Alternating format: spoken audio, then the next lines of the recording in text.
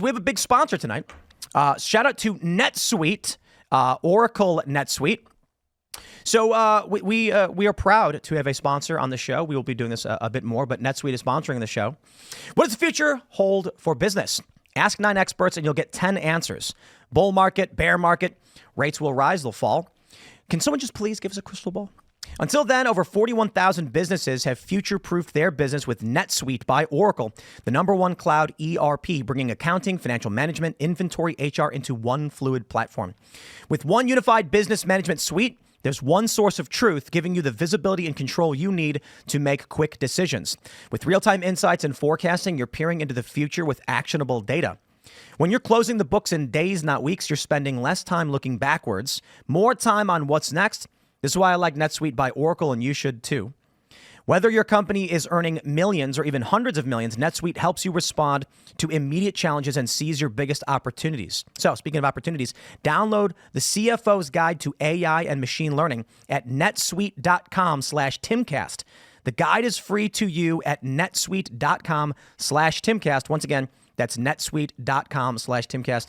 Real proud. We really do appreciate NetSuite. We've had them as sponsors on our audio side. Now they're here on our live show, and we really do appreciate it. They help make it all possible. So shout out. From the Washington Post, ladies and gentlemen, on this, the most auspicious of February 14th, as we are entering into the depths of tax season, layoffs to hit IRS as DOGE targets tax collections.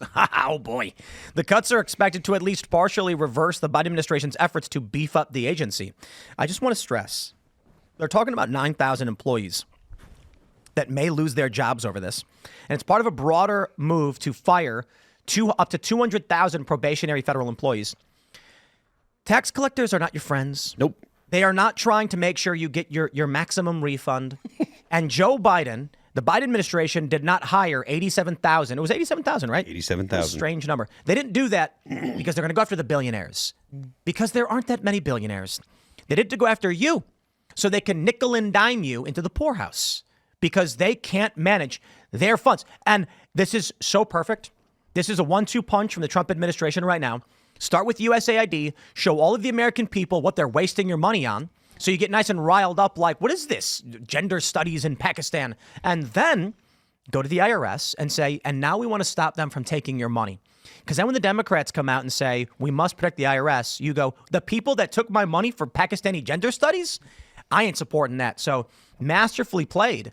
But let me give you some of the news. They say the Trump admin is expected to begin layoffs of thousands of employees at the IRS.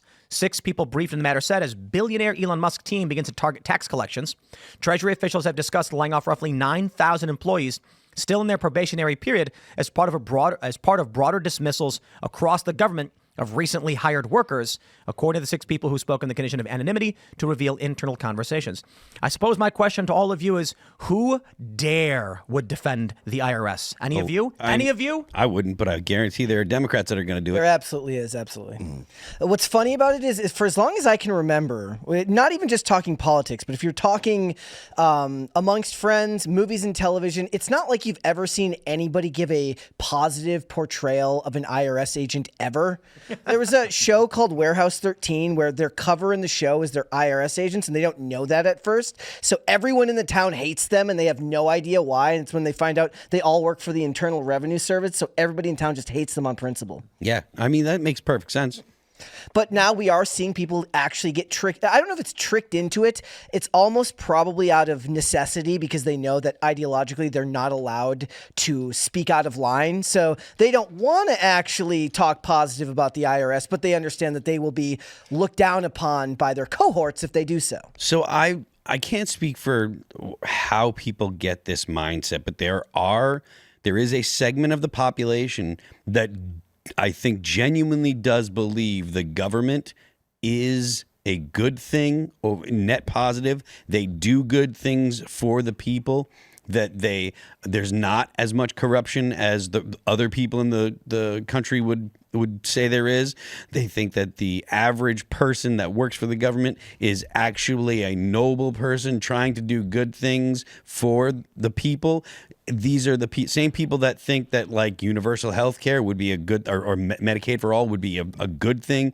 They don't believe there is as much waste and fraud and abuse of power in the government. I think I think the people that are socialists nowadays, they believe that. I don't think so. If they didn't believe that, or at least I find it difficult to square that circle, that they don't believe the government is inherently good, but they want more of it. No, I can't wrap my head around that. It's the what you call it strategy. It's a dialectic. No. almost, right? What's it? Piven. The Piven. Our Piven strategy. Yeah. Ron Piven? Yeah, it's that. They know the government is destructive. They know that it's extracting resources from the people. They know that it's being spent on garbage, and they want to accelerate the U.S. into destruction. They say this: from the ashes of the old, we shall build anew. They don't want to protect, clean, and preserve. But we are looking at a wound on America that they bandage with social spending, never cleaned and disinfected, and slapped more bandages on top of it. It's gone gangrenous. And the socialist strategy is don't let anyone know, let it rot and fall off. And the Trump strategy is we need to go to the hospital immediately and clean this up. It's going to hurt, but it has to be done. Mm-hmm. I don't believe for a second, even the people who are just like zealously anti-Elon and Trump, they don't know or care about wasteful spending. No, true that. And not only that, but they also think that Elon Musk is coming in to steal all your tax money to become the richest man again. Like, imagine well, to be fair, he needs your money to go to Mars. Yeah, that's right. Imagine me believe the absolute hubris of me believing that he wants to steal my identity. Like he's not looking at my credit score and looking on positively. The thing is, I don't like being Elon. I want to be Brett, and I'm going to take his name. Look, I don't blame him, okay? I don't blame him. So the tinfoil there is that Elon's really in the business of stealing up people's identities because he's going to create new AIs for them.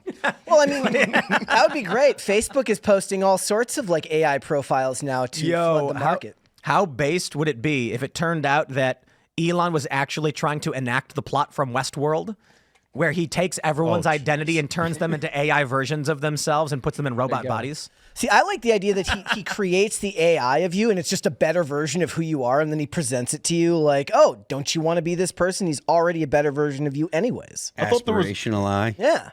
Oh, we should make... See, this is what I've been saying. I've been saying I want to do short films for so long because we need a film producer so that we can literally make the short film of Phil answers his door and Elon is standing there with another version of Phil, and then it's just like, hello, Phil. And then Phil's like, what is this? And then they tase Phil, and then they drag his body out, and then the robot takes over his life and appears on the show. And then it's just Phil's on the show like, I am a co-host on Timcast. And we're like, that's right, Phil. That was a really great point. Very, very robotic and stuff. So then the real Phil has to be like, maybe those IRS agents weren't all that bad anyways because now I've been taken over by an AI.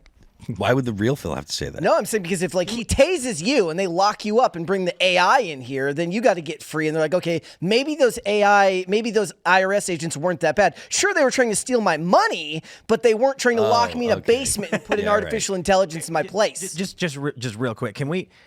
We're kind of we're literally joking, but this is kind of what Democrats believe. Okay, when I see Elon Musk with a team of government employees go into the IRS, I'm like, oh man, I wonder what kind of waste, fraud, and abuse they're going to find.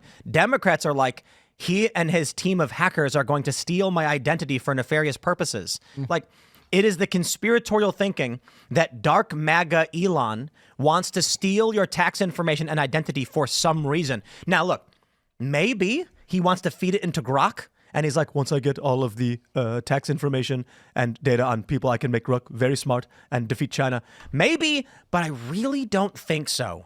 I really don't think so. It's kind of a mark as to just how partisan someone is right now, because you can talk about the people that are left versus right, but the people in the middle should not be looking at this in any type of negative fashion. And somebody who says that they're either not a Republican or says I'm not a Democrat, if you're a true independent, there's nothing about what Elon Musk is doing right now that could be seen as anything other than awesome. But I'm just surprised by the amount of people that are proving themselves to be kind of ideologically poisoned to one side or the the other based on their response. Are there people that are politically disconnected that would look at the government and say, no, everything's going great, and I think that if we make it smaller, that'll be a bad thing, and I think everybody pays just about the right amount of taxes, and I think everything's just going swimmingly. Not normal people. I can't. Again, these are people that I can't even create this phony person in my mind. It's Also, it has a lot to do with, like, we talk about the amount of wasteful spending overseas, but it's not just about the amount of money that we're wasting overseas. It's the fact that bad things keep happening here, and they can't ever do anything about it. There's natural disasters every 6 months, and they're like, whoop, sorry, we have no money for you. If they were taking care of the people here, and there were things being done properly, you could at least understand that somebody who's super statist is like, look, they're taking care of us, fine. But that's not the truth, and nobody could actually believe that. I'm just going to shout it out right now. We need a producer. So I may be the boss, but I have no idea how any of this stuff works at this company. So we really do want to hire someone who can make short films and shows, and we wanted to for a while. It was like this conversation has just given me so many ideas. Bro, I really want to make a short film where we make the version of Elon Democrats think he is. Where it's like he steals everyone's information, starts replacing them with robots. That way he can take their tax money.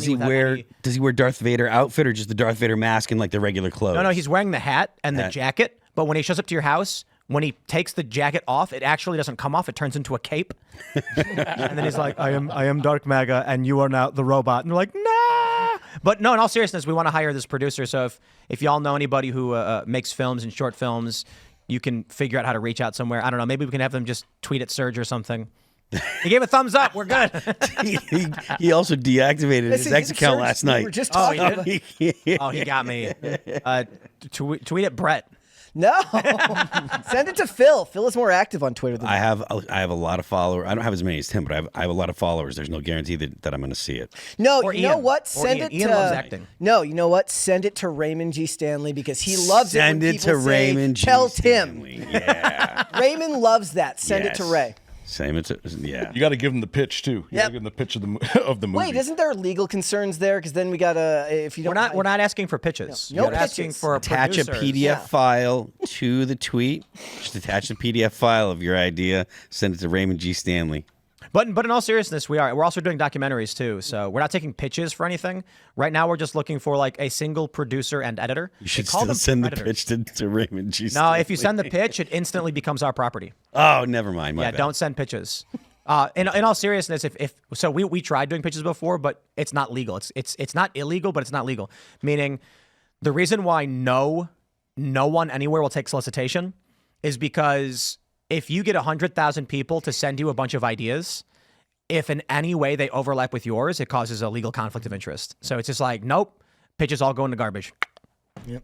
Yeah. Anyway, what were we talking about? Elon taking over the world? Is that what? And weird people who are now somehow being bullied into pretending like the IRS is a good thing. I don't believe they're being bullied. I think they're just really, really Well, stupid. we forget that there's still a contingency of people in the middle of America that have not been red-pilled.